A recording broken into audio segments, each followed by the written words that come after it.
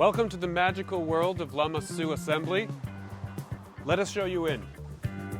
We've moved from small places to slightly bigger to this assembly plant just a few years ago, and this is where we do all of the assembly of Lamassu machines. We have some Tejus that are being assembled right now, and we can show you what state they're in.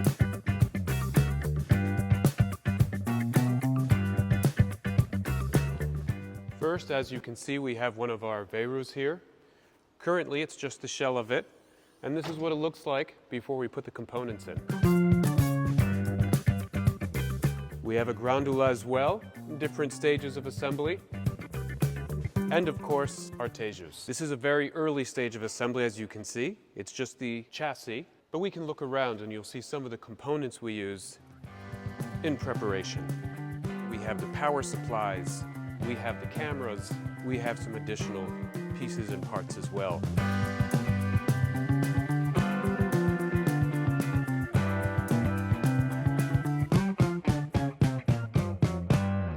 And so we have various components that over the next few weeks we will be installing for these machines as they get ready to ship out. And we'll come back to you later and show you the different stages over the next coming weeks and months.